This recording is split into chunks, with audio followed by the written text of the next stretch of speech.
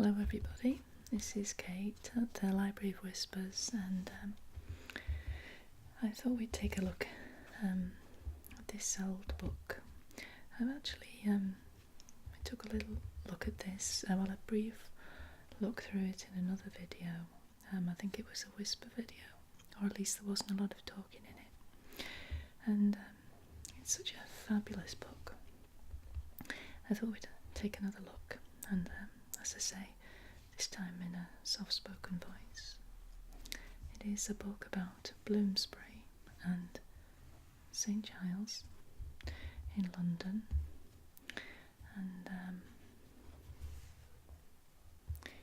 it is, let's just move it across.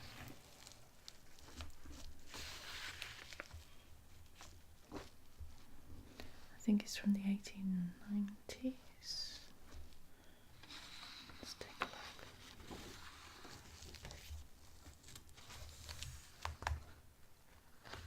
look. It has some great illustrations. Let's see.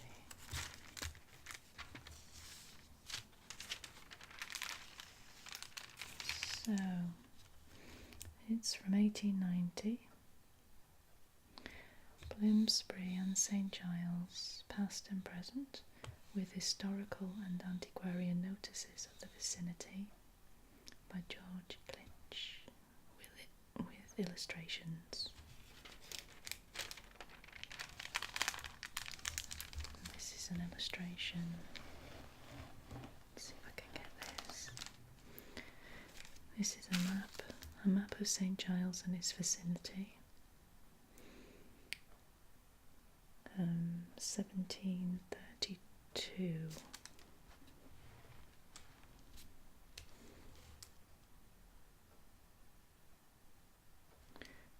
Red Lion Square, St Giles.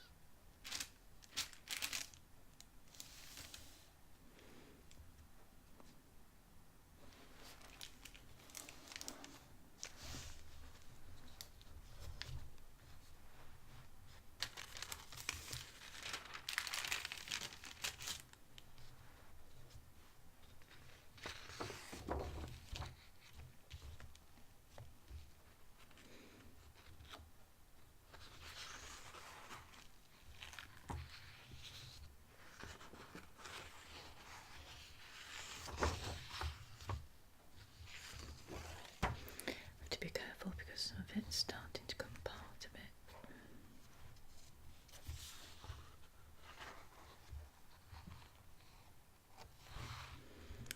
So let's have a little read about St Giles in the Fields.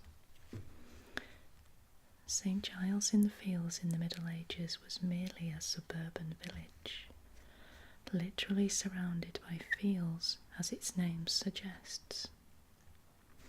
In the time of King John, 1213, it was laid out in garden plots, cottages, and other buildings to a certain limited extent.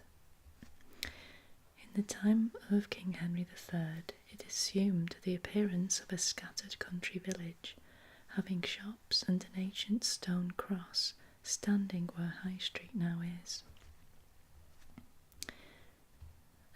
About the year 1225, a little blacksmith's shop stood at the northwest end of Drury Lane, which existed until the year 1595, when progressive buildings rendered its demolition necessary.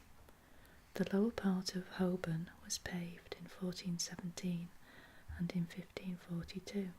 Stowe says that High Aldburn Street, leading from the bars towards St Giles, was very full of pits and sloughs, and perilous and noisome to all that repaired and passed that way, as well on foot as on horseback or with carriage, and so were other lanes and places that led out of or on into High Aldbourne, as Shoe Lane, Fetter Lane, New Street, or Chancery Lane. Upon complaint whereof, an act was made in the 2nd of Henry VIII to pave all those parts with paving stones from the farther part of Oldbourne unto St Giles in the Fields, as also on the east side of the city, the way from Aldgate to Whitechapel, Street Church, which had the same ill passage, all to be paved and made by the feast of St John the Baptist, 1542. In manner and form as the causey or highway leading from Strand Bridge to Charing Cross had been made and paved. Holborn had been partially paved and mended in the reign of Edward III, but this was the first complete paving. The famous hospital for lepers, which formerly stood where St Giles's Church now stands, was of course the most important feature in the early history of the parish. But it will be better to treat of that institution in another part of this volume. Mention is made in the reign of Queen Elizabeth of the immense line of thick forests extending from the village of St Giles westward towards Tyburn and reaching for a very long distance to the north. This was the Great Black Forest of Marylebone.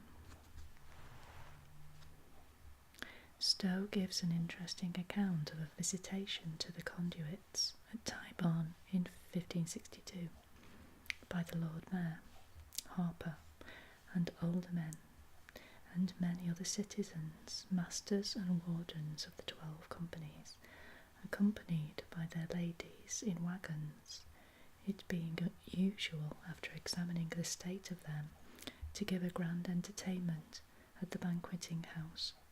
On this occasion, says Stowe, afore dinner they hunted the hare, and killed her, and thence to dinner at the head of the conduit. There was a good number entertained with good cheer by the chamberlain, and after dinner they went to hunting the fox. There was a great cry for a mile, and at length the hounds killed him at the end of St Giles. Great hallowing at his death, and blowing of horns, etc. This account is sufficient to show the rural character of the neighbourhood all around St Giles at that time. It would appear that the first signs of important increase in the number of dwelling houses made themselves visible upon the north side of the main road, which ran by the parish church eastward toward the city, and which answered very much to what are now High Street and Broad Street. In the reign of Queen Elizabeth, the inhabitants and houses of St Giles in the Fields increased greatly, as was also the case with the city itself and its vicinity generally. The hospital had been suppressed in 1539, but the population nestled chiefly around its site, where the church still remained. In 1595, Holborn had extended west, so as to nearly join St Giles's Street, High Street. The old plans about this date show cattle grazing in fields crossed by footpaths where Great Queen Street now is. The accompanying reproduction of Ralph Agus's map of London, the date of which is said to be about the year 1591, will render many of these points clear to the reader.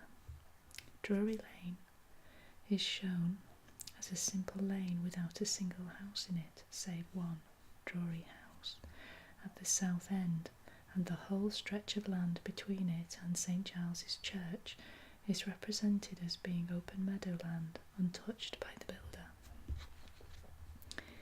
Very much the same condition of things is shown by the map to have existed all over the area which modern Bloomsbury now occupies.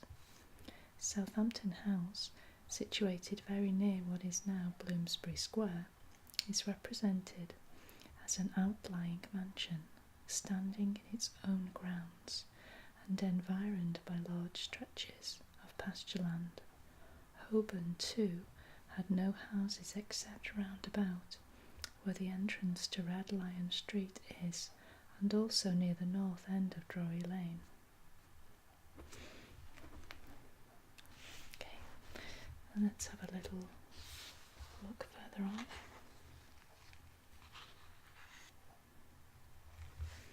Should we read about the Lepers Hospital?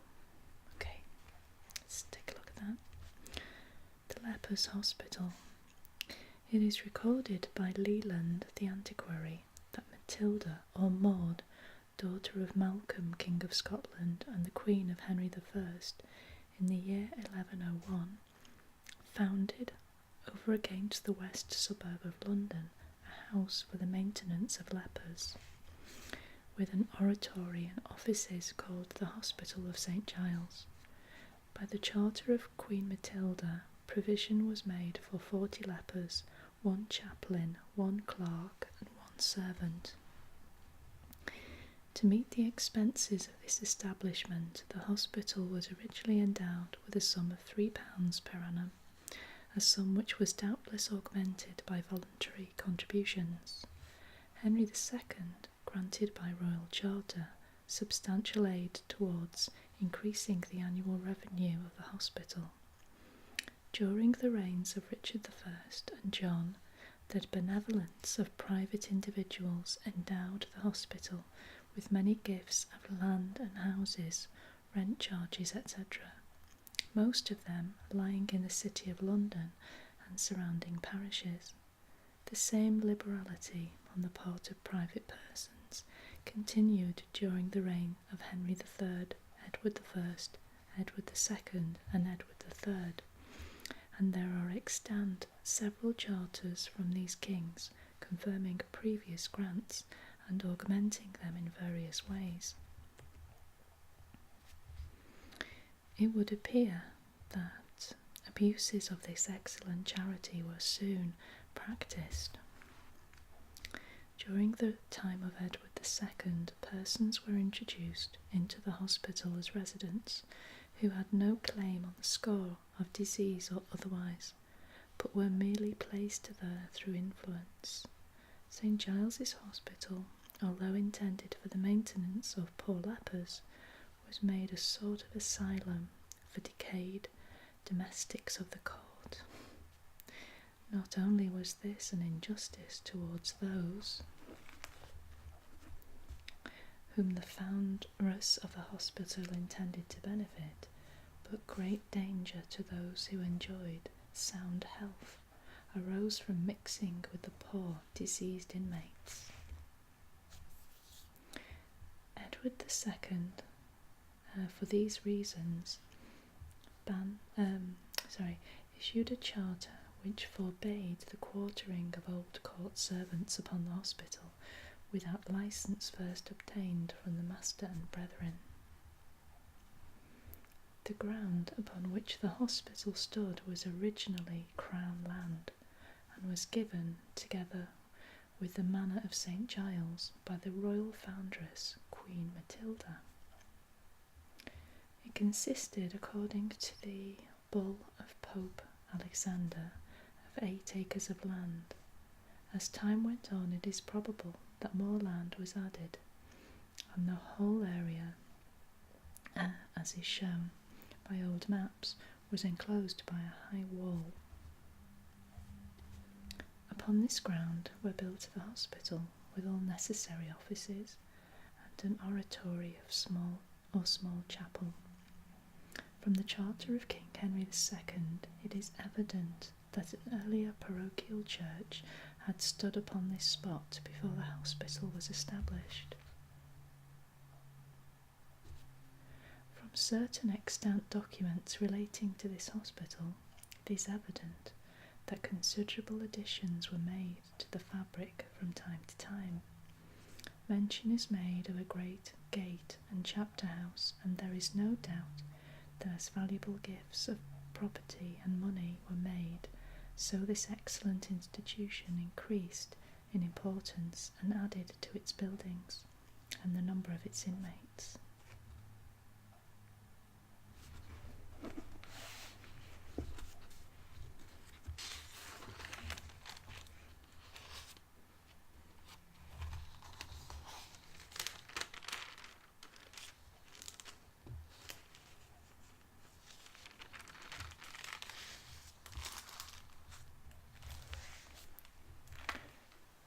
And this is a map of St Giles and its vicinity, 1591, from Agus's map of London. Here's the Thames. It just shows how rural the area was at that time, with all the housing, the city, literally right next to the Thames itself, the lifeblood of the city.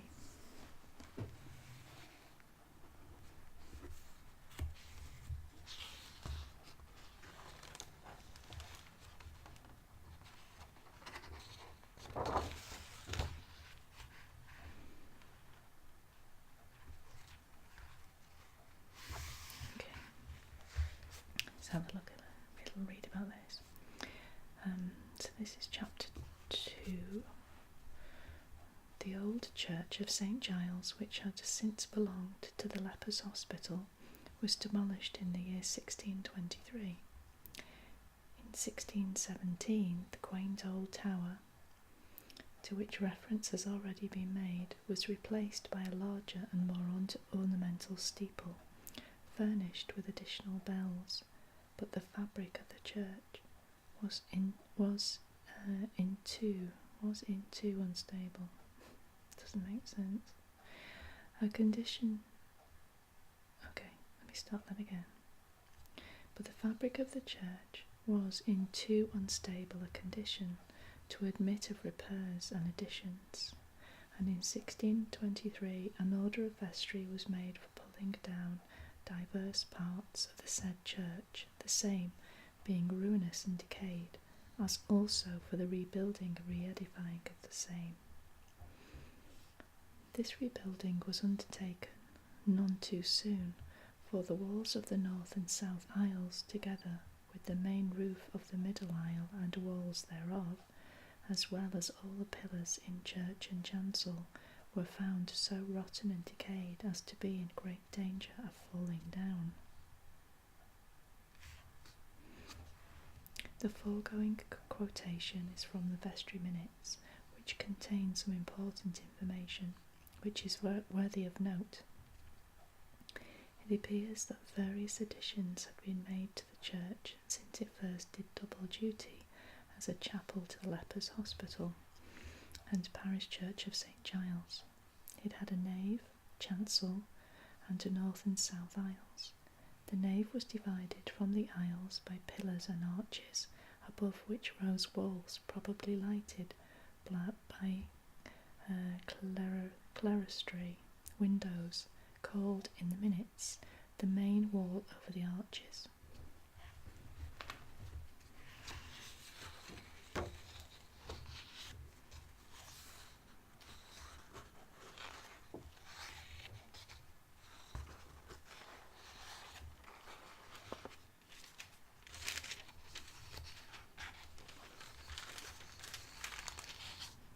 This picture is conjectural plan of St Giles and the vicinity in the 13th century, from Paxton's History of St Giles Hospital.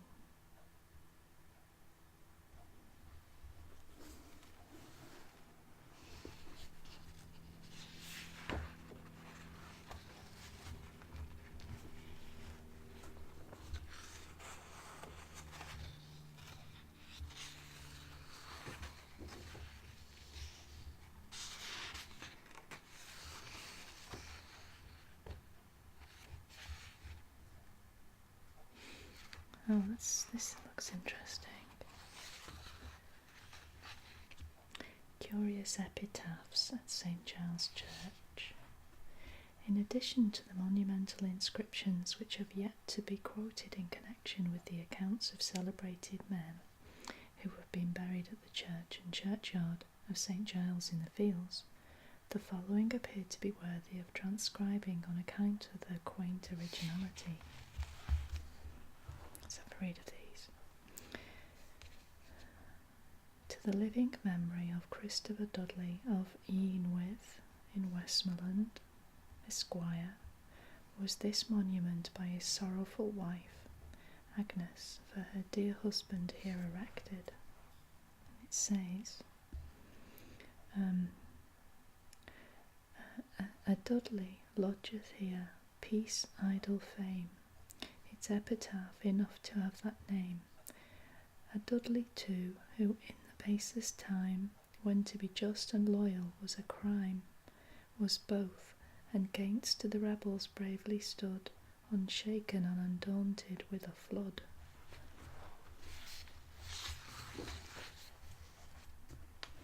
And it goes on. Of tyranny, so of a flood of tyranny. Now his tomb's sole intent shows he deserved, but needs not monument. When rebels die, a tomb some life may give. He actuates the marble, makes it live. Shrines may portray our features on a wall, but goodness crowns them, that is all in all. Statues present lives, families and days, but the inward structure only merits praise. This shrine was reared by her whose love was such, her charge in his concern was ne'er too much. So dear is nuptial zeal, though the inward part turned dust, it holds impressions in the heart. And that was an obituary, September the 9th, 1660.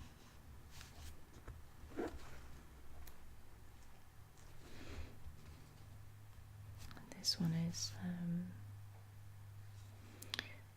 near to this marble Judith Bailey lies, who was both modest, sober, chaste and wise.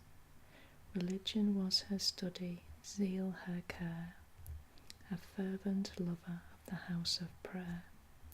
Her parents had her duty and her love, who now are pleased in hope she's blessed above. Virtue was still her guide, her end and aim. Her zeal was constant to her as her name. Near 18 years of age, who can forbear to read her character without a tear? She departed this life the 18th of October 1683.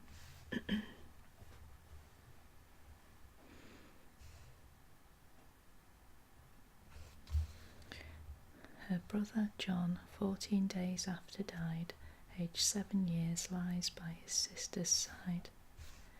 She was the eldest daughter, and he the only son of John and Judith Bailey of this parish. Gosh, they're quite sad, aren't they?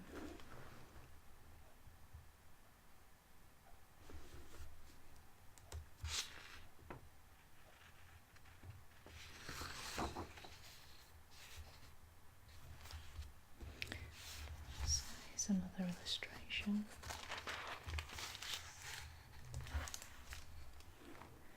This is an illustration of St Giles Church and the Resurrection Gate. I guess that's this.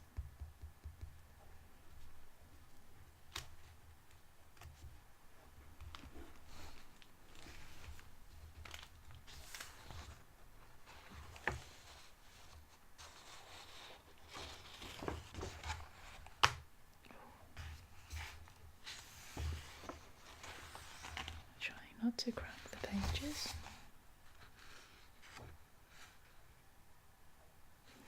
So let's read about Sir Roger Lestrange. Another noteworthy man whose remains were buried at St Giles's Church was Sir Roger Lestrange. He was a man who took a very active part in political and literary matters during the troublous times of Charles I, Cromwell, Charles II and James II. He was born in 1616 of an ancient and reputable family, and by birth and inclination was a staunch royalist. In the year 1644, he made, in behalf of the king's cause, an unsuccessful attempt to capture the town of Lynn in Norfolk, but he was seized, condemned to death, and imprisoned at Newgate. The execution of his sentence, however, was delayed for some years, during which time he was in hourly expectation of a summons to the scaffold. In 1648, about the time of the Kentish insurrection, he escaped from prison and went into Kent, and from thence he was enabled to escape to the continent. Upon the dissolution of the Long Parliament, he returned to England and sent a message to the council at Whitehall to the effect that, finding himself within the Act of Indemnity, he thought it convenient to give them notice of his return. On his being summoned to that board, he was told by one of the commissioners that his case was not comprehended in the Act of Indemnity, and he therefore formed the bold resolution of applying in person to Cromwell himself, which he effected in the cockpit, and shortly after he received his discharge. After the Restoration, he was made licenser of the press, a profitable post which he enjoyed till the eve of the Revolution. He established a newspaper entitled The Public Intelligencer, the first number of which was produced on August the 1st, 1663. The paper was a strong supporter of the government. In 1679 he set up another paper called the Observator, the design of which was to vindicate the measure of the court and the character of the king from the charge of being popishly affected. Lestrange was the author of many political tracts and translator of several works from the Greek, Latin, and Spanish. A critic has justly remarked that Lestrange was one of the great corrupters of the English language, and one of the worst models of political controversy. Sir Roger, in 1676, made a gift of £5 to the poor of the parish of St Giles. His death occurred on December 11th, 1704, in the 88th year of his age, and his body was buried in the church of St Giles in the Fields, where an inscription was placed to his memory. His tomb was described in the Now View of London, 1708, as a very neat, polished, white marble monument, adorned with cartouches, leaves, fruit, etc., and this inscription thereon. In the middle aisle, near this place, lieth the body of Sir Roger Lestrange, Knight, born the 17th of December, 1616. Don't know why I keep wanting to say 1666. Died 11th of December, 1704. His arms, jewels, 2 lions, passant argent.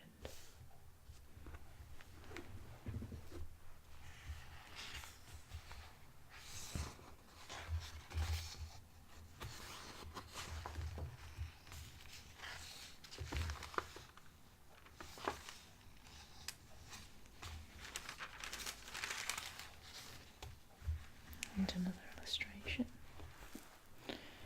This is sketches of old houses in St Giles. Everything looks very cramped. Lots of people washing on the lines between the houses. Quite run down. Muddy streets. More washing.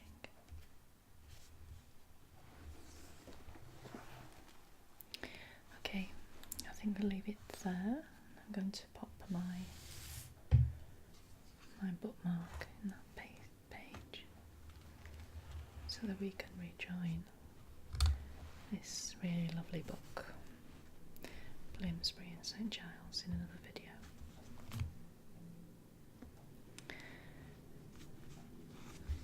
Thank you for joining me, and I hope you'll come by again. This is Kate at the Library of Whispers, and I shall see you very soon. Bye bye.